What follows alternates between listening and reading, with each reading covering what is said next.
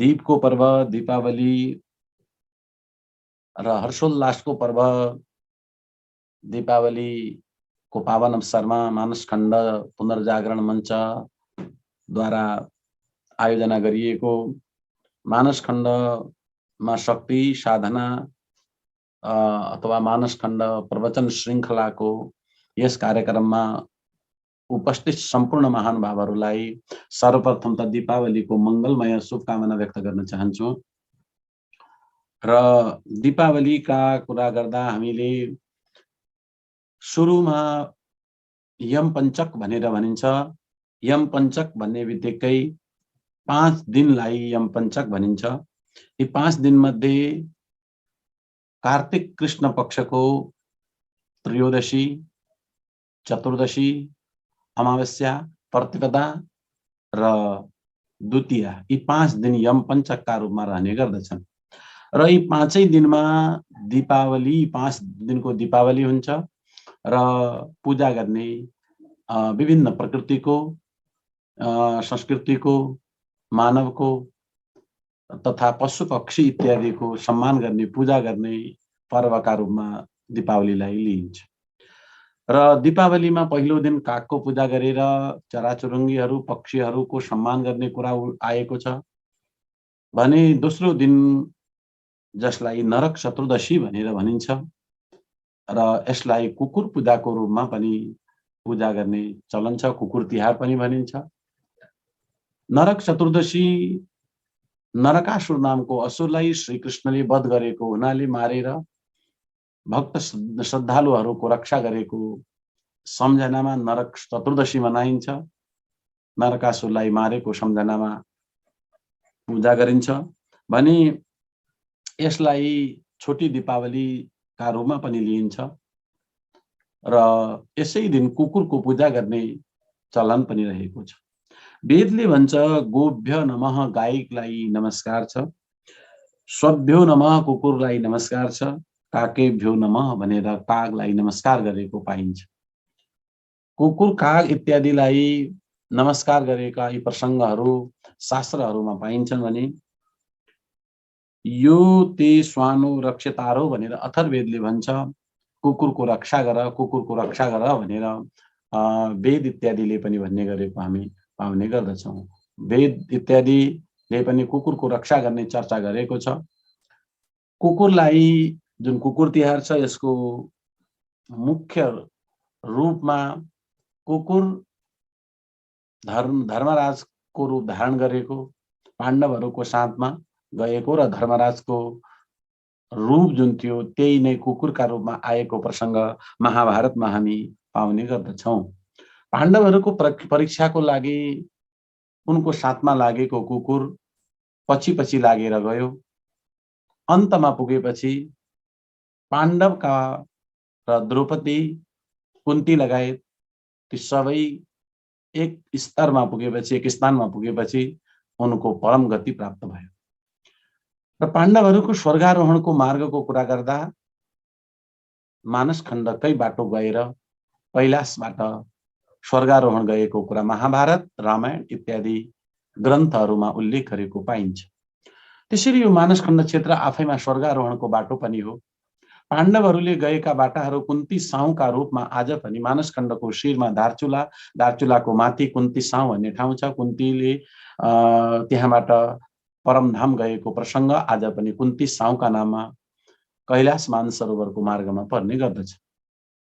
सीताका पाइलाहरूको चर्चा गरिएको छ यहाँ डोटीमा, बैतडीमा। सुतेगाड जसलाई सीता गङ्गा भनेर भनिन्छ, यी प्रसङ्गहरूले स्पष्ट गरेको छ। भीमले आएको प्रसङ्ग छ। पाण्डवहरूका भाइ भीमले श्रीकृष्ण र अर्जुनले गोदावरीमा आएर स्नान गरेको प्रसङ्ग पनि शास्त्रमा आउँछ। त्यसै कारणले पाँचै पाण्डवहरू मध्ये जब सम्पूर्ण पाण्डवहरू र अन्यको स्वर्गारोहण या उनीहरूको दिव्य आत्मा विलीन भएपछि युधिष्ठिर मात्र बाँकी रहे र उनको साथमा कुकुर मात्र बाँकी रहे। त्यसपछि युधिष्ठिर साथ धर्मराज स्वयं उपस्थित भए, स्वर्ग जानुभन्दा पहिले नै उपस्थित भए। युधिष्ठिरलाई भनेको युधिष्ठिर अब स्वर्ग जानु अन्तिम स्थानमा पुगिसकेका छौ, अन्तिम सिँढी हो, अन्तिम सोपान हो। अब तिमीसँग यो कुकुर छ र तिमी छौ, दुईजना प्राणी छौ। त्यसैले या त कुकुरले स्वर्ग जान सक्छ अथवा तिमी स्वर्ग जान सक्छौ। दुई मध्ये एकजनालाई छोड्नुपर्छ। यो त कुकुर हो, पशु हो, यसलाई छोडिदेऊ भन्दा युधिष्ठिरले भन्यो कि 7 कदम यदि कोही साथ चल्छ भने त्यो साथी हुने गर्दछ। युधिष्ठिरको वचन हो। कुनै व्यक्ति हाम्रो साथमा 7 कदम हिँड्यो र केही चर्चा गर्यो भने त्यो साथी हुने गर्दछ। एक घडी आधी में पुनि तुलसी संगत साधु की हरै कोटि अपराध भनेर भनेको छ। एक घडी आधी घडी 24 मिनटको एक घडी हुने गर्छ। त्यसको आधा घडी भनेको 12 भयो। त्यसको पनि आधा, एक घडी आधी में पुनि आध अर्थात 3 मिनट वा 6 मिनट, 3 मिनट 6 मिनट पनि कोही साथमा लाग्छ भने त्यो साथी हुने गर्दछ, सत्संग गर्यो भने। त्यसै कारणले यो त मेरो त्यहाँदेखि यहाँसम्म आएको श्वान कुकुर, म यसलाई छोड्न सक्दिनँ। बरु त्यो स्वर्गमा जान चाहन्न, कुकुरलाई नलिएर म स्वर्ग जाँदैन भनेपछि उनलाई त्यही स्वर्गीय सुख र प्राप्त भएको र त्यहाँबाट दिव्य आत्मा गएको प्रसङ्ग हामी महाभारतमा पाउने गर्दछौँ।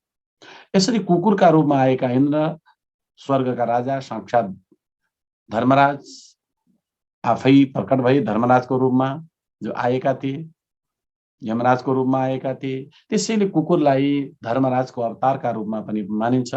कुकुरलाई भैरवको अवतारको रूपमा पनि कुकुरलाई लिइन्छ। भैरवको पूजा गर्नको लागि कालो कुकुरको पूजा गर्ने चलन पनि छ। त्यसै प्रकारले कुकुर दत्तात्रेय भगवानको साथमा रहेको प्रसङ्ग पनि छ।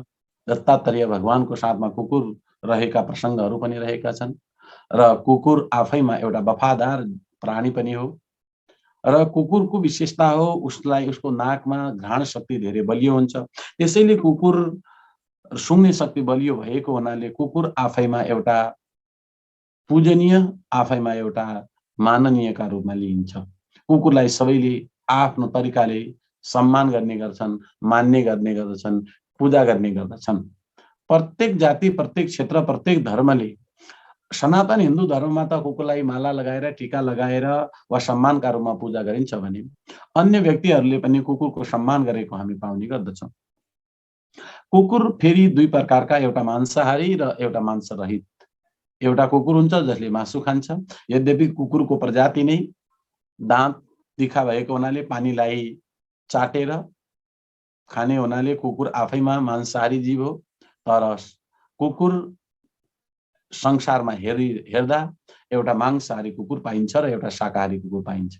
कतिपय कुकुरहरू मासु नखाने कुकुर पाइन्छन् भने कतिपय कुकुरहरू एकादशी इत्यादि विशेष पर्वहरूमा व्रत गरेको कुरा पनि शास्त्रहरूमा र मौखिक रूपमा या दृश्य रूपमा हामी समाजमा देख्न सक्छौं।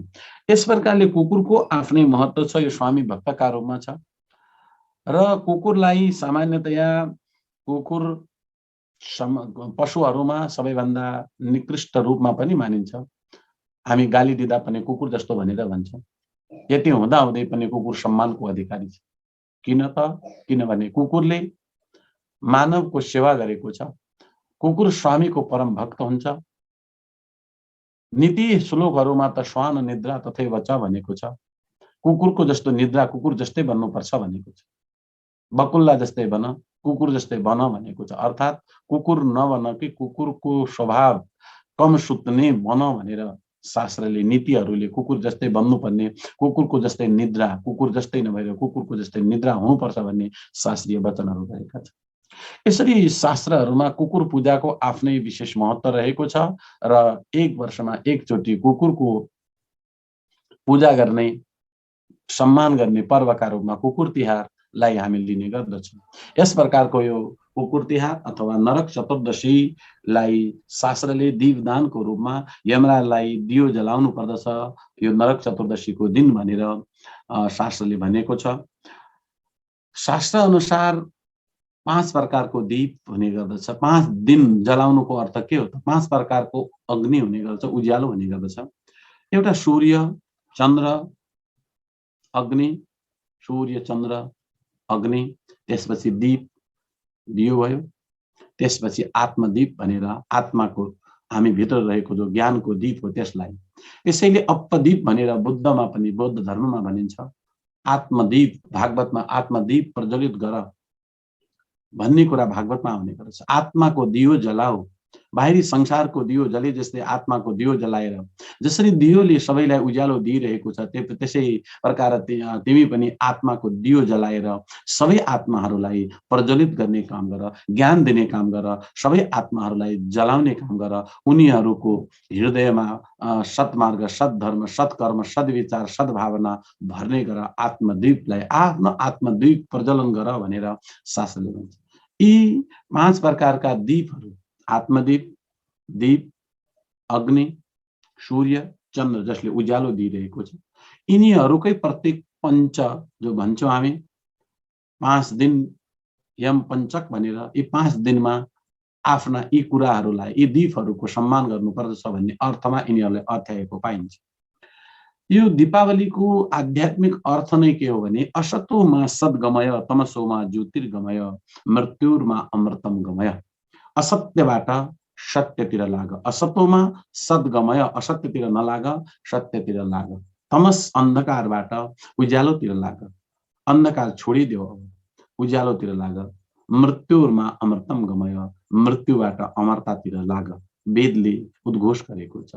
त्यही वैदिक कालीन संस्कृतिको जो असतोमा तमसोमा ज्योतिर्गमय भन्ने जुन वैदिक कालीन सभ्यता छ, त्यही वैदिक कालीन सभ्यता पौराणिक कालमा आएर विभिन्न देवी देवताहरूको कुकुर, काग, गाई, गोरु, गोवर्धन, मानवको पूजा गर्ने प्रचलनमा आएको हामी पाउने गर्दछौँ। अर्थात् यो तिहार भनेको, दीपावली भनेको दीपको आवली, दीपावलीका रूपमा लिइन्छ। अर्को अर्थमा दीपावलीलाई खुसियालीको पर्वमा पनि लिइन्छ र पौराणिक ग्रन्थ र शास्त्रीयमा श्रीरामले जब विजयादशमीमा विजय प्राप्त गर्यो, रावणमाथि विजय प्राप्त गरेपछि त्यहाँबाट अयोध्या आउन समय लाग्यो। दीपावलीको दिन श्रीराम अयोध्यामा पुग्नुभयो। अयोध्यामा पुगेका श्रीरामको लागि अयोध्यावासीहरूले दीपोत्सव, दीपमालिकाहरूको प्रज्वलन गर्यो र खुसियाली मनायो, हर्ष मनायो। त्यस दिनदेखि यो दीपावली हर्षका रूपमा, खुशीका रूपमा, श्रीरामको आगमनका रूपमा, श्री सीतारामको पुनरागमनको रूपमा लिइन्छ। सीता शान्ति रूपी सीता, राम धर्मको विग्रह। शान्ति र धर्म जो जंगल गएका थिए, जो अयोध्याबाट, अर्थात् यो अयोध्या हाम्रो देह अवध भनेर भनिन्छ, जसको कहिले वध हुँदैन, त्यसको नाम आत्मा। त्यो मारिँदैन, न जायते मृयते वा कदाचित, न जन्म लिन्छ न मर्छ। त्यो अवध क्षेत्रमा, त्यो अयोध्या हाम्रो यो शरीर अवध, त्यो अवधमा रहेका सीता र राम जो शान्ति र धर्मका दुईवटा प्रतीकहरू थिए, ती शान्ति र सीता कैकेयी र मन्थराको कारणले उनलाई त्यहाँबाट निकालिदियो। त्यसपछि अशान्ति भयो। त्यसैले उनले नगएको भए रावण रूपी राक्षसको विनाश हुने थिएन। रावण के हो त? रावण पाश्चात्य संस्कृतिको प्रतीकका रूपमा समुद्रबाट भारतीय देशहरू, भारतवर्षमा अर्थात् आर्यावर्तमा प्रवेश गरिरहेको पाश्चात्य संस्कृतिको नमुना हो रावण। रावणले त्यसको प्रतिनिधित्व गरिरहेको थियो। जसरी आज पनि पाश्चात्य संस्कृतिहरू, विधर्मीहरूले धर्म परिवर्तन गराउनको लागि विभिन्न हत्कण्डाहरू अपनाएका छन्, त्यसै प्रकारले प्राचीन कालमा पनि जो विधर्मीहरू थिए, जो परधर्मीहरू थिए, उनीहरूले समुद्रको बाटो आएर लङ्कामा, आजको श्रीलङ्कामा आफ्नो रावणलाई प्रमुख बनाएर, जो हाम्रै संस्कृतिको थियो, जो पुलत्सको नाति विश्वशर्माको सन्तान थियो, सनातनमा हुर्के बढेको, पाठ पूजा पनि सनातन रूपमा गर्ने शिवको महान भक्त, वेद वेदान्तको ज्ञाता हुँदाहुँदै पनि अधर्मको बाटो अपनायो। उसैलाई टेकेर पाश्चात्य जो मय संस्कृति थियो, मय दानवको संस्कृति जुन थियो, माया जो संस्कृति थियो, त्यो माया संस्कृति समुद्रको बाटो आउँदै थियो, त्यसलाई रोक्यो श्रीरामले, त्यसको अन्त गर्यो, त्यही पूरा गरिदियो। समुद्रभन्दा यता आउन दिएन। समुद्रभन्दा यता आउन नदिएपछि शान्ति रूपी सीतालाई साथमा ल्याएर अयोध्या आएको खुसियालीको प्रसङ्गमा यो दीपावलीलाई मनाइन्छ। त्यसैले आज दीपावली जो मनाइरहेका छौँ हामीले पनि हाम्रो देशमा, हाम्रो धर्ममा, संस्कृतिमा, परम्परामा आइरहेका यी रावण रूपी, यी माया रूपी विभिन्न जाल जन्जालहरू, विभिन्न धर्म परिवर्तन, धर्मान्तरणका कुराहरू र सामाजिक विकृति विसङ्गतिहरूलाई जलाएर तिनीहरूलाई नाश गरेर दीप जलाउनु पर्दछ र एक दियो जलेपछि त्यो दियोले पुरा सम्पूर्ण अन्य दीपहरूलाई पनि जलाउनु पर्दछ। त्यसैले दीपावलीमा एउटा दियो जलाएपछि त्यसपछि सलाई कोरेर अरू दीपहरूलाई जलाइदैन। एउटा दीप जल्छ, त्यो दीपले हजारौं, लाखौं, करोडौं दीपहरूलाई जलाउनु पर्दछ भन्ने मान्यता छ। एउटा दीपबाट त्यसको पूजा गरेर 8 वटा दीप अथवा 16 वटा दीप आफ्नो सामर्थ्य अनुसार पूजा गरेर तिनको उपयुक्त मुहुर्तमा त्यसपछि तिनीहरूबाट नै घर, मन्दिर, सार्वजनिक स्थल वा आफ्ना कार्यालयहरू, यी स्थलहरूमा देव मन्दिर, यी मन्दिरहरूमा राजमन्दिर, यी ठाउँहरूमा एक दीपले अर्को दीपलाई जलाउँदै जलाउँदै जुन लग्ने परम्परा छ, यो परम्परा श्रीरामको पालादेखि नै दीपोत्सवको त्रेता युगदेखि नै यो विशेष रूपमा आएको हामी पाउन सक्छौं। यस प्रकारले चतुर्दशीबाट त्रयोदशीबाट सुरु भयो। चतुर्दशीका दिन अलि दीपावलीको वृद्धि भयो। त्यसपछि अब तेस्रो दिनका रूपमा लक्ष्मी पूजा अथवा गाई तिहार जसलाई भन्छौं, यो लक्ष्मी पूजा र गाई तिहार अन्योन्याश्रित सम्बन्ध छ। लक्ष्मीको वास गाईको शरीरमा छ, गोबरमा छ, गौमूत्रमा छ। लक्ष्मी साक्षात गाई रूप हुन्, धरती गाई रूप हुन्। त्यसैले गाईको सम्मान गर, गाईको पूजा गर, किनकि गाईको दूधमा जुन ताकत हुन्छ त्यो अन्य दूधमा ताकत हुँदैन।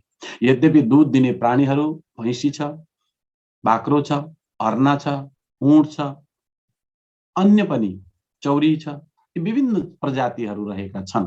तर जुन तत्व, जुन सुवर्ण तत्व, जुन मानव लागि आवश्यक पर्ने दिमागको लागि, मानवीय चेतनाको लागि, मानवीय ऊर्जाको लागि जुन तत्व गाईले प्रदान गर्छ त्यो तत्व अन्य कुनै जीव जन्तुहरूबाट हुँदैन। गाईले दिने दूधमा सबै चिज प्राप्त हुन्छ।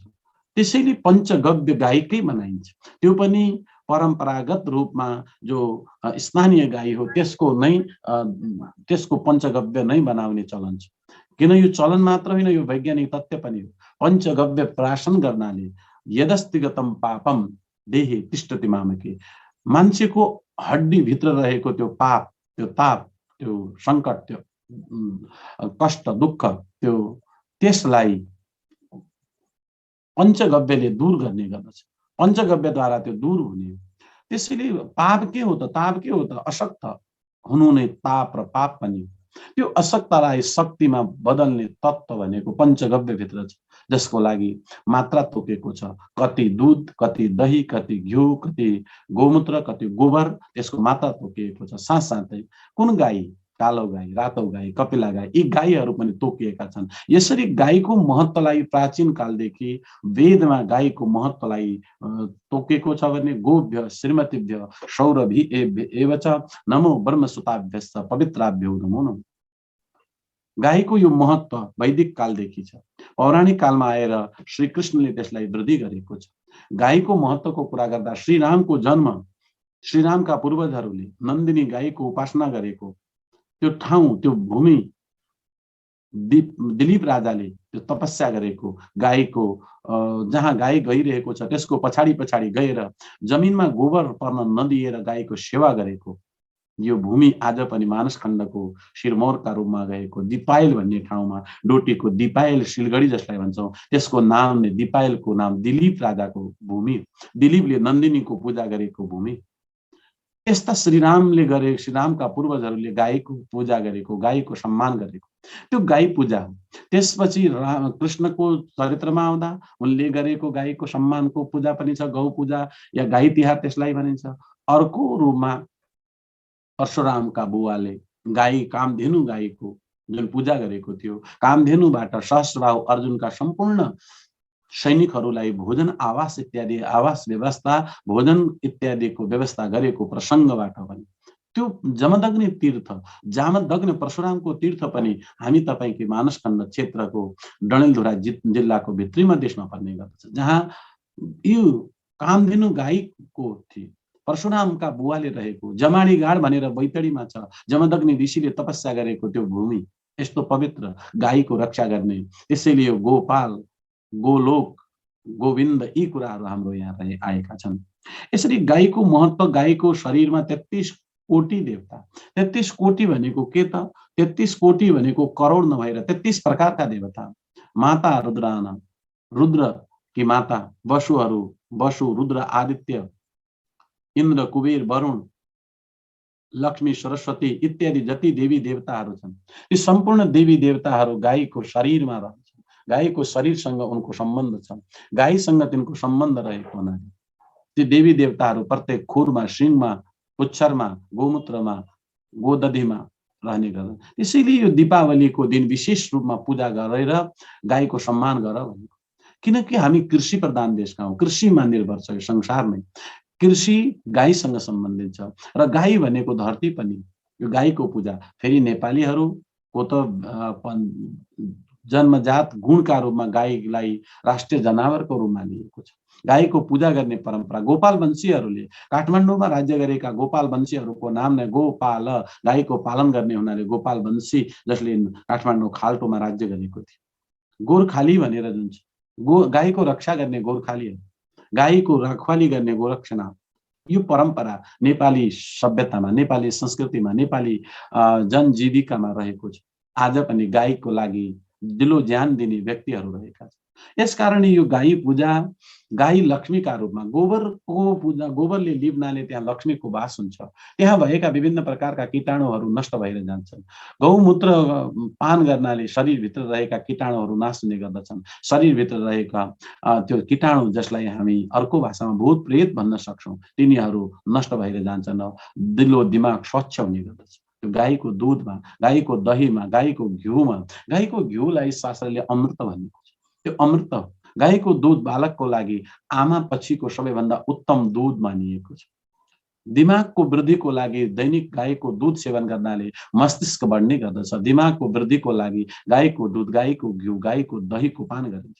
त्यसैले यो गाई तिहार, गाई पूजाको यो प्रसंग हामी नेपाल क्षेत्रमा हिन्दू धर्मावलम्बीहरूले मूल रूपमा गाईको संरक्षण गर, गाईलाई बचाऊ। गाई धर्म हो, गाई संस्कृति हो, गाई पृथ्वी हो, यो गौ रूपमा पृथ्वी हो, पृथ्वीको संरक्षण गर भन्ने अर्थमा गाई तिहार, गोरु गाई तिहार रहेको छ। लक्ष्मी पूजा त्यसपछि, लक्ष्मी पूजाको प्रसंग धनसँग सम्बन्धित छ। 8 प्रकारका जो लक्ष्मी, अष्टलक्ष्मीहरू जो छन्, वैभव लक्ष्मी इत्यादि जो 8 प्रकारका लक्ष्मीहरू, यी 8 प्रकारका लक्ष्मीहरू, राजलक्ष्मी, गजलक्ष्मी, यी 8 प्रकारका लक्ष्मीहरू सबै मान्छेले आवश्यक सोचेको हुन्छ, चाहेको हुन्छ।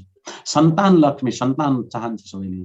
सौभाग्य लक्ष्मी, सौभाग्य चाहन्छन्। कीर्ति लक्ष्मी, कीर्ति चाहन्छन्। यश लक्ष्मी, कीर्ति लक्ष्मी, वैभव लक्ष्मी, राजलक्ष्मी, सबै लक्ष्मीहरू धन सम्पत्ति अर्थात जो मूल सम्पत्ति हो त्यसको आवश्यकता समाजले मागेको छ। यस प्रकारले लक्ष्मी पूजाको पूजा जो बेलुका गरिन्छ, यसको अर्थ पनि आफ्नै अर्थ रहेको छ। किन बेलुका गरिन्छ त? किनकि बेलुका अब लक्ष्मी पूजा भनेको दीपावलीको लक्ष्मी पूजा औँसीको दिन गरिन्छ। औँसीको र प्रतिपदाको संयोगमा गरिन्छ। त्यसपछि अब असत्यबाट अर्थात अन्धकारबाट अब हामी उज्यालोतिर लागौं। असतोमा, यो अन्धकार थियो जो अमावस्यासम्म, अब त्यसलाई चिरौं हामी।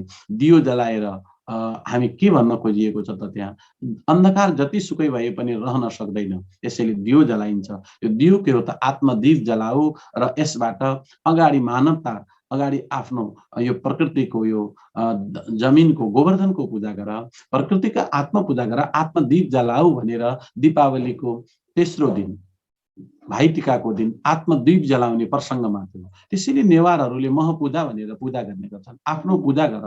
त्यसै गोवर्धनको पूजाको प्रसंग पनि हो। गोवर्धन गाईलाई बढाऊ, अथवा गाईको हो त धरती हो, गाईको हो त जमिन हो, गाई गोवर्धनको हो त स्थानीय ठाउँमा रहेका ती तीर्थहरू, ती ठाउँहरू, तिनीहरूको संरक्षण गर भन्ने अर्थमा।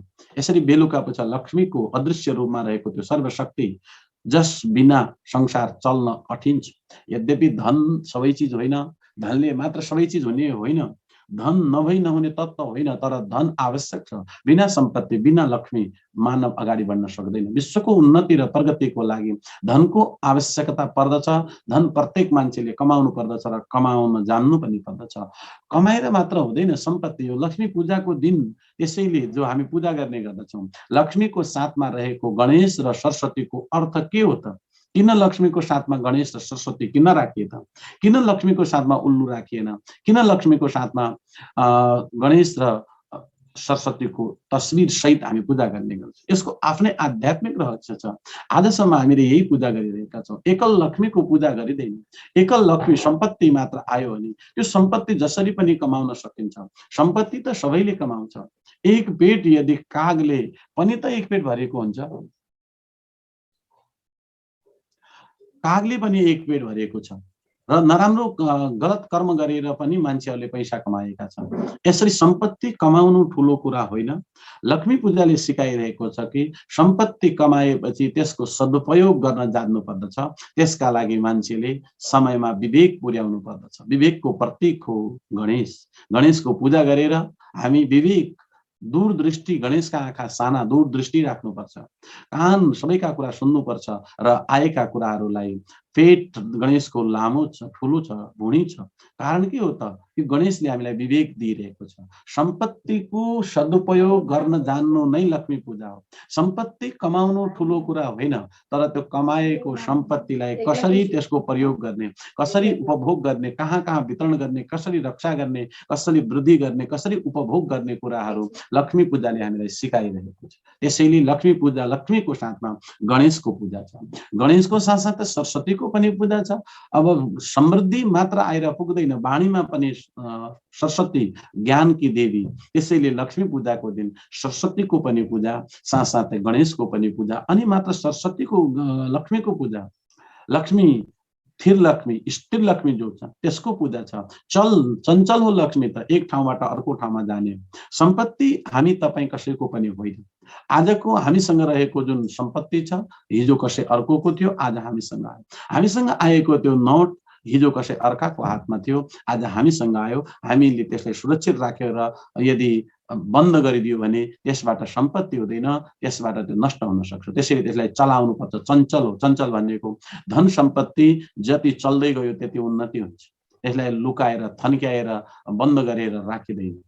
यो चल लक्ष्मी, स्थिर लक्ष्मीका रूपमा, जमिन जायदाद इत्यादि यिनीहरू स्थिर लक्ष्मीका रूपमा, यिनीहरूको सम्मान गर भनेर। त्यसैले लक्ष्मी पूजाको दिन आफूसँग भएका सबै प्रकारका सौभाग्य, धन धान्यहरूको पूजा गर्ने प्रचलन रहेको छ। त्यसैले लक्ष्मी पूजा गर्दा चिउडा इत्यादिको, धानको लया इत्यादिको ले पूजा गर्ने चलन त्यही कारणले हो। धन धान्य दुइटैलाई सम्पत्ति भनिन्छ। धान्य पनि सम्पत्ति हो, धन पनि सम्पत्ति हो। त्यस कारणले त्यसको सम्बन्ध किसानसँग छ, कृषकसँग छ। समृद्धि आउन सक्छ, तर त्यसको सम्मान गर्न जान्नुपर्छ। वेदले भन्छ, जवासमी, माखासमी, तिलासमी, मुद्गासमी, खलवासमी, प्रियङ्गवसमी, नवसमी, श्यामाकासमी, निवारासमी, गोधूमासमी, मसुरासमी, जजेन कल्पन्तामा। यो के का लागि त? हामीसँग भएका अन्न धन्न इत्यादि के का लागि त? यज्ञेन कल्पन्तामा, यज्ञको लागि। पहिले यज्ञमा चढाएर आफू उपभोग गर भन्ने अर्थमा लक्ष्मीको अर्थ हो। त्यसै कारणले सबैभन्दा पहिले हामीले कागलाई दियौँ, कागलाई सन्तुष्टि पार्यौँ अथवा चराचुरुङ्गीहरूको सम्मान गर्यौँ। दोस्रो दिन हामीले कुकुर आदि चार खुट्टा भएका पशुहरूको, जो निकृष्ट पशु, कुकुर, सुगर इत्यादि, सुकर, कुकर इत्यादि, कुकुर इत्यादिको सम्मान गर्नुपर्छ भन्ने अर्थमा कुकुरको पूजा गर्यौँ। तेस्रो दिन हामीले अलिकति त्यहाँबाट सभ्यताको प्रतीकका रूपमा रहेको गाईको पूजा गर्यौँ। गाई लक्ष्मीको रूपमा रहेको गाईको पूजा गर्यौँ। त्यसपछि लक्ष्मीको पूजा गर्यौँ। यसरी हामी वृद्धि कर्ममा गइरहेका छौँ र यसरी लक्ष्मी पूजा गरेर त्यसपछि हामी दोस्रो दिन गोवर्धनको पूजा गर्ने गर्दछौँ। यो गोवर्धनको पूजा किन त? किन गोवर्धनको पूजा गर्ने त? यसको अर्थ के त? गोवर्धन अर्थात् गो भनेको, गोको विभिन्न अर्थहरू छन्। गो भनेको इन्द्रियलाई पनि गो भनिन्छ। हाम्रा जति इन्द्रिय छन् तिनलाई पनि गो भनिन्छ। गो भनेको सूर्यलाई पनि गो, किरण, सूर्यका किरणलाई पनि गो भनिन्छ। गो भनेको पृथ्वीलाई पनि गो भनिन्छ। गो भनेको जो चल्छ, गो। गाई भनेको जो गच्छति इति गो, जो हिँड्ने गर्छ, जो चला हो, चल्ने, त्यसलाई पनि। पृथ्वीलाई पनि गो भनेको छ, गाई भनेको छ। यिनीहरूको जसले वर्धन गराउँछ, बढाउँछ, भगवानको वृद्धि गर्छ जुन पर्वले। भगवानप्रति आस्था विश्वास जगाउँछ, त्यसले त्यसलाई गोवर्धन भनेर भन्यो। जसले हाम्रा इन्द्रियहरूमाथि नियन्त्रण गरेर जीवात्मालाई परमात्मासँग पुर्याउनको लागि मद्दत गर्छ। गोविन्द, ती गोविन्दले, गायिका ऋषिकेशले तिनको पूजा गरिन्छ। इन्द्रियहरूको दमनको कुरा आएको छ। त्यसपछि गोपी, ग्वाल गोपी, मानव गोपीका रूपमा, गोपालका रूपमा रहेका, ग्वालाका रूपमा रहेको जीवात्मा, पशुका रूपमा रहेको जीवात्माको उद्धारको लागि श्री कृष्णले गाईको रूप, गाईको सेवा गर्यो र सम्पूर्ण ग्वालवालहरूको रक्षा गरेको प्रसङ्गबाट गोवर्धनको कुरा अगाडि चलेको छ। गोवर्धनको प्रसङ्गमा जो घमण्ड गर्छ, त्यो घमण्ड गर्ने व्यक्ति धेरै दिन, कति ठुलो इन्द्र पदमा पनि किन नहोस्, इन्द्रको आसनमा बसेको व्यक्ति पनि यदि घमण्डी छ भने त्यसको राज चल्दैन भन्ने अर्थमा गोवर्धन पूजा। गोवर्धन पूजा, गोवर्धनलाई, इन्द्रलाई नै कुल देवता मानेका, इन्द्रलाई नै मूल देवता मानेका ब्रजवासीहरूले जब इन्द्रको पूजा गर्थे, इन्द्रको पूजा गर्ने बेलामा सम्पूर्ण ब्रजवासीहरू प्रत्येक वर्ष कार्तिक शुक्ल प्रतिपदाको दिन आफ्ना देवता इन्द्रको पूजा गर्ने गर्दथे। यसबाट इन्द्रलाई घमण्ड भयो, राजा देवराज इन्द्रलाई घमण्ड, म त सबैभन्दा ठुलो देवता रहेछु, अब म भन्दा ठुलो कोही पनि छैन भन्ने अलिक घमण्ड आयो, अति आत्मश्लाघ्या भयो। अलि उनलाई मनमा आफू मनै ठुलो, उच्च निवास नीच करतुती, देख न सकै पराई विभूति, यस्तो भावना आयो। पद ठुलो छ, रूप ठुलो छ, सम्पत्ति धेरै छ, पढे लेखेको छ, तर उसमा घमण्ड छ भने यसै इन्द्रको जस्तै हुन्छ भन्ने संकेत। अब इन्द्रलाई त्यो घमण्ड भएपछि उनको घमण्डलाई चूर गर्नु पर्यो। त्यो घमण्ड चूर गर्नको लागि के गर्ने त? त्यसपछि श्री कृष्णको उदय हुन्छ। श्री कृष्णको उदय भएपछि कृष्णले जो गाईको रक्षा गर्ने जो गोपाल हुन्, कृष्ण कृषिका प्रतीक हुन्, आफ्नो कर्मण्येवाधिकारस्ते मा फलेषु कदाचन, कर्मको प्रतीकका रूपमा श्री कृष्णको उदय। कर्म गर्नु पर्दछ, कर्म नगरेर हुँदैन। कर्म प्रधान विश्व करे रचिराखा, जो जस कर्म करही तसो फल चाखा, कर्म अनुसार फल पाउने गर्दछन्। जसले जस्तो कर्म गर्यो, रिठाको बोट लगाउनेले नीमको बोट कसैले लगाउँछ भने नीमका पाता तिता पातहरू पाइन्छन्। रिठाको रुख लगायो भने रिठाको फल तितो फल मिल्छ, फल त मिल्छ तर तितो मिल्छ। आँपको फल लगायो भने, अंगुरको फल लगायो भने गुलियो फल पाइन्छ। फल परमात्माले दिनुपर्छ, तर फल कस्तो चाहन्छौं त हामी, त्यो कुरा श्री कृष्णले सिकायो। कर्म गर्नु पर्दछ, तर कर्म हाम्रो हातमा, कर्मको फल चाहिँ परमात्माको हातमा छ। हामीले विश्वास गर्नुपर्छ भन्ने प्रसङ्गमा श्री कृष्ण आए। श्री कृष्णले उदय भएपछि ग्वालबालहरू र नन्द बाबा इत्यादिलाई अबबाट हामी हाम्रै देवताको पूजा गरौँ, इन्द्रको पूजा नगरौँ।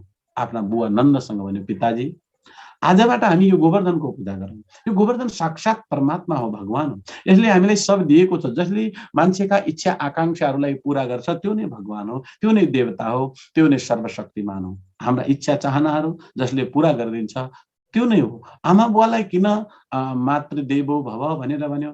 आमाले हाम्रा चाहनाहरू, इच्छाहरू, त्यो बालकको इच्छा चाहना पूरा गर्यो, त्यसैले आमालाई देवता भन्छ। पितृदेवो भव भनेर पितालाई देवता भन्छ बेलले। कारण के त?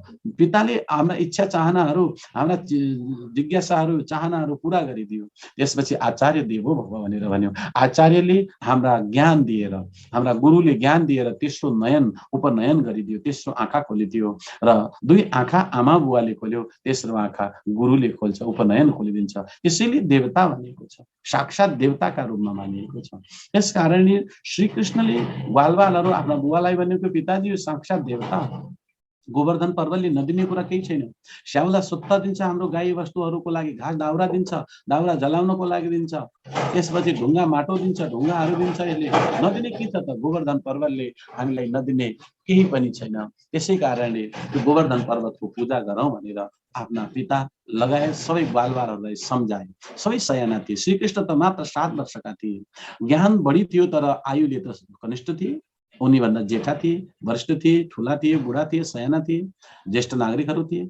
श्रीकृष्णले एक एक कुराको तर्क दिए। किन गोवर्धनको पूजा गर्ने त? यसले गाईको वृद्धि गरेको छ, गोपालहरूको वृद्धि गरेको छ। कुनै दिन बाढी पहिरो इत्यादि बाढी आइदियो भने कहाँ जाने त? माथि जानु पर्ला, गोवर्धनले बचाउला। हामीलाई चाहिने स्याउला सोत्तरहरू दियो, घाँस दियो, दाउरा दियो, नदिएको के छ त? यो त साक्षात देवता ढुङ्गा माटो इत्यादि दियो। साक्षात हाम्रो नजिकको देवता छोडेर त्यो देवताको उपासना नगरौँ, छोडिदेऊ भन्दा अन्तमा श्रीकृष्णको भनेअनुसार ग्वालवालहरू नन्द बाबाले सबैले स्वीकृति दियो। त्यसपछि भव्य रूपमा गोवर्धनको पूजा सुरु गरियो र गोवर्धनको पूजा गरेर अन्तमा रिसाएका इन्द्रले पानी वर्षायो। पानी वर्षाएपछि जुन पानीले उत्पात मचाएन, हेरौँ भर्खरै हाम्रा यी क्षेत्रहरूमा भर्खरै पानीले उत्पात मचायो। यो बाढी आयो, यसले उत्पात मचायो। कारण के त हो? श्रीकृष्णको समयमा पनि 7 दिन 7 रातसम्म पानी परेको थियो, सतरती परेको थियो। अब फरक के त? आजभोलि पनि 2-3 दिन त पानी पर्यो, बर्सातमा पानी पर्छ, त्यसले उत्पात मचाउँछ। त्यो कारण के त? यी कारणहरू बुझ्नुपर्ने यहाँनिर आवश्यक छ कि सतरती परेको थियो श्रीकृष्णको बेलामा पनि। इन्द्रले 7 दिन 7 रातसम्म मुसलधार वर्षा गरेको थियो। सामवर्तक नामका मेघहरूलाई बोलाएर मुसल जस्ता मोटा मोटा धाराहरू आएका थिए। पुरा बादल फाटेर आएको थियो, तर केही गर्न सकेन। यो सत्यको पक्षमा लाग्छ। जहाँ धर्म हुन्छ, जहाँ कर्म हुन्छ, जहाँ ईश्वरप्रतिको आराधना हुन्छ, जहाँ देवप्रतिको आफ्नो साधना हुन्छ, त्यहाँ ईश्वरले नै रक्षा गर्ने गर्दछ। श्रीकृष्ण स्वयंले 7 दिन 7 रातसम्म आफ्नो कान्छी औँलामा 7 वर्षको कृष्णले गोवर्धन पर्वतलाई छाता जस्तै बनाएर सम्पूर्ण ग्वालवालहरूको रक्षा गरिदियो। किनकि ममा आश्रित जो छ, म तिनको रक्षा गर्छु भन्ने भाव श्रीकृष्णमा थियो, कृष्णको भनेको मानेको थियो। त्यही दिनदेखि अन्तमा इन्द्र आएर प्रार्थना गर्यो। प्रार्थना गरेर क्षमा माग्यो। हे श्रीकृष्ण, मैले गल्ती गरेको रहेछ, मैले अन्जानमा गरेँ, ममा घमण्ड पलाएको रहेछ। आज मेरो घमण्ड चूर चूर भयो, सबै टुटेको छ, फुटेको छ। अब ममा केही पनि छैन, खाली भाँडो, रित्तो भाँडो भनेको छ। त्यसैले दण्डवत गर्यो, साष्टाङ्ग दण्डवत गरेको छ इन्द्रले। हामी जो साष्टाङ्ग दण्डवत गर्छौँ, कसैलाई शिर झुकाएर प्रणाम गर्छौँ, यसको अर्थ के हो त? मभित्र रहेको घमण्डहरू मैले तपाईँको चरणमा अर्पण गरिदिएँ। अब मभित्र कुनै पनि घमण्ड छैन, ईर्ष्या छैन, रिस छैन, राग छैन, छल छैन, कपट छैन, षड्यन्त्र छैन, दुर्भावना छैन। आजबाट म नतमस्तक छु। आजबाट मैले दण्डवत गरेँ, मेरो भित्र खाली छ। हे गुरुदेव, हे ज्येष्ठ व्यक्तिहरू, म भित्र अब तपाईँका के वचनहरू, आशीर्वादहरू राख्नुहोस् भन्ने अर्थमा नै दण्डवत हो। हामी कसैलाई ढोक दिन्छौँ, कसैलाई प्रणाम गर्छौँ, पाउ लाग्यो भन्छ, यसको अर्थ के हो त? म भित्र छैन, म खाली भाँडो बनेको छु। अब पाउ लाग्यो भन्ने बित्तिकै मैले आफूलाई रित्याएको छु। अब त्यसमा के भर्नुपर्ने हो तपाईँलाई थाहा होला। जसरी बालकलाई, एउटा बिरामीलाई कुन प्रकारको दबाई कहिले, कहाँ, कसरी, कति मात्रामा दिनुपर्ने हो भन्ने कुरा एउटा डाक्टरलाई मात्र थाहा हुन्छ, एउटा चिकित्सकलाई थाहा हुन्छ कि मेरो जुन बिरामी छ, जुन बिरामी भएको छ, त्यसलाई कति मात्रामा के दिनुपर्ने भन्ने उसलाई थाहा छ। त्यो बिरामी व्यक्तिले त दबाई खान्छ, निको हुन्छ। त्यसै प्रकारले हामीले पनि यो कुरा बुझ्नुपर्ने हो। र श्रीकृष्णसँग प्रार्थना गरेर क्षमा मागेर श्रीकृष्णले भन्यो कि हे इन्द्र, अब तिमी मेरो शासन अनुसार, मैले भने अनुसार सत्मार्गमा लाग, राम्रो कर्म गर भनेर त्यसपछि पठाएको प्रसङ्गबाट, त्यहीबाट यो गोवर्धन पूजाको कर्म पनि चल्यो, गोवर्धन पूजा गर्ने चलन पनि चल्यो। त्यसपछि 56 प्रकारको भोग लागेको थियो, विविध प्रकारका पकवानहरू बनाएका थिए। त्यसै प्रसङ्गमा आजभोलि पनि गाईको गोबर बनाएर, गाई गोरुहरूको गोबर बनाएर त्यसको पूजा गर्ने चलन चल्यो। र श्रीकृष्ण र बलराम पहिलो हलिया हुन्। हलिया फेरि याद गरौँ, श्रीकृष्णका दाजु बलराम संसारको पहिलो हलिया हुन्, जसले हलो र जुको आविष्कार गरेको थियो। जो हलो जोतिन्छ पहिलो हलियाका रूपमा। त्यसैले मैले त भन्ने गर्छु, जो हलिया मुक्तिको कुरा गर्छन्, हलियाको कुरा गर्छन् कि त जो त हलो भनेर जो भीमदत्त पन्त आदिले भनेको थियो, उनीहरूले यो कुरा बुझ्नुपर्ने थियो कि श्री कृष्णका दाजु श्री बलरामले पनि हलो जोत्यो। हलो जोतेर उनले पृथ्वीलाई, त्यति मात्र होइन, राजा जनकले पनि हलो जोत्यो। राजा जनकले हलो जोतेर सीताजी प्रकट गरिदियो। यो हाम्रो परम्परा छ। हलो जोत्नुको अर्थ के हो त? हलो जोत्नु भनेको कर्म गर्नु। श्री कृष्णका दाजु बलरामले हलो जोत्यो। पहिलो हलियाका रूपमा बलरामले त्यो आविष्कार गर्यो हलो। हलो मुसल नै श्री बलरामजीको मूल हतियार हो। कसैसँग त्रिशूल छ, कसैसँग चक्र छ, कसैसँग मुरली छ, कसैसँग धनुष बाण छ भने बलरामजीको हातमा हलो र मुसल हुने गर्दछ। ती हलधर हलिया श्री बलरामजी पहिलो कृषि क्रान्तिका जनक हुन्। कृषि क्रान्ति भारतवर्षमा, यो हिन्दुस्तानमा अथवा यो आर्यावर्तमा, विश्वमै कृषि क्रान्तिको जनकका रूपमा श्रीकृष्णका दाजु बलरामजीले पहिलोचोटि कृषिमा क्रान्ति ल्याएको थियो, कृषिलाई फैलाएको थियो। त्यसैले आज पनि गोवर्धन पूजा गर्ने, गाईहरूलाई, गाई अथवा गो भनेको गाई बच्चाहरू, गोरुहरू, बहरहरू, यिनीहरूको सम्मान गर्ने। त्यसैले त्यो दिन आज पनि गोवर्धन पूजाको दिन गो अर्थात् गोरुको अर्थात् बल्ल बल्ल बलद भनेर भन्छौँ। बलद भनेको जसले बल दिन्छ, ताकत दिन्छ, यसलाई वृषभ पनि भनिन्छ, बलद पनि भनिन्छ, या साँडे पनि भनिन्छ, बहर पनि भनिन्छ, गोरु या बल्ल पनि भनेर भन्छ। तिनको पूजा गर्ने आज पनि चलन छ, सम्मान गर्ने चलन छ। यसको अर्थ के हो त? पृथ्वी जोत्नको लागि आवश्यक पर्छ गोरु, साँडे, वृषभ। वृषभ के हो त? धर्मको अवतार। शिवजीसँग किन यो वृषभ रहन्छ त? किन गोरु रहन्छ त? किनकि शिवजी सधैँ धर्ममा निर्भर रहन्छन्। त्यसैले यो वृषभ के हो त? गोरु के हो त? धर्मको अवतार हो। गाई के हो त? धरतीको अवतार हो। धरतीको प्रत्यक्ष यदि दर्शन गर्नु छ भने गाई हो, भने धर्मको यदि प्रत्यक्ष दर्शन गर्नु छ भने गोरु। त्यसैले यी दुईको हाम्रो यहाँ पूजा गर्ने प्रचलन चल्यो। यी दुईको, गाई र गोरु दुईटैको रक्षा गर, धरतीको रक्षा गर। किनकि धरती यदि रहेन भने मान्छे हामी रहला कहाँ? त्यस प्रकारले धर्मको रक्षा गर। धर्मम रक्ष, धर्म यतो धर्म ततो जय। जहाँ धर्म छ त्यहाँ विजय हुन्छ भन्ने उपनिषदहरूले भन्ने गर्दछ। यस प्रकारले गोवर्धनको पावन प्रसङ्ग छ। गोवर्धनको पूजा गर्ने आफ्नै पद्धति, आफ्नै रीतिरिवाज छ। श्री कृष्णले इन्द्रलाई त्यसपछि पठाइदियो, जाऊ इन्द्र, अब मेरो भनेको मान्नु, घमण्ड नगर्नु भनेपछि गोवर्धन तर राखियो र 7 कोषको परिक्रमा गरिने गोवर्धन पर्वत 21 किलोमिटर करिब श्रीकृष्णले 7 दिन 7 रातसम्म त्यसलाई उठाएर त्यसपछि त्यसलाई तल राखेर परिक्रमा गर्ने प्रचलन चलायो र 2 रूप धारण गरेर एउटा स्वयं बने र एउटा गिरधर गोपालका रूपमा बने र उनको पूजा गर्ने आज पनि गोवर्धनमा गोवर्धन पूजाको दिन अथवा कार्तिक शुक्ल पक्षको प्रतिपदाको दिन श्री कृष्णको जो अर्को रूप छ, प्रत्यक्ष रूप छ, गोवर्धनको पूजा गर्ने प्रचलन आज पनि रहेको छ। अब यस गोवर्धन पूजाको प्रसङ्गबाट हामीले एउटा कुरा सिक्नुपर्ने के हो भने गोवर्धन भनेको के हो कि मथुरामा रहेको गोवर्धन त एउटा प्रतीक हो। हामी जो जहाँ छौँ त्यही गोवर्धन बनाउन सक्छौँ। आफ्नो ठाउँमा रहेका जो स्थानीय तीर्थहरू छन् ती स्थानीय तीर्थहरूको संरक्षण गर भनेर श्री कृष्णले भनेको। श्री कृष्णले गोवर्धनको पूजा गराएर स्पष्ट गरिदियो कि जुन व्यक्ति जहाँ बसेको छ, जुन देवतालाई मानेको, जुन पहाडलाई मानेको छ, त्यो पहाडको, त्यो देवताको आफ्नो नजिकको तीर्थ हेला नगरेर त्यसको सम्मान गर, त्यसको पूजा गर, त्यसलाई मान।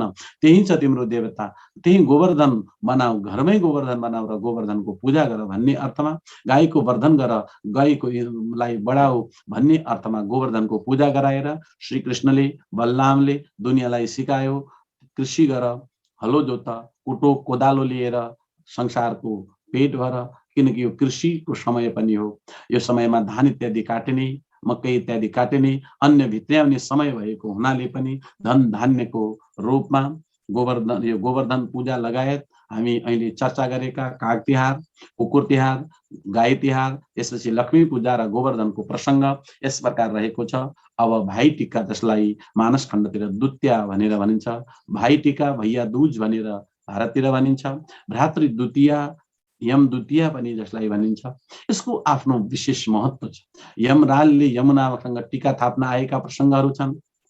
बलिराजाले लक्ष्मीजीसँग टिका थाप्न आएका प्रसङ्गहरू छन्।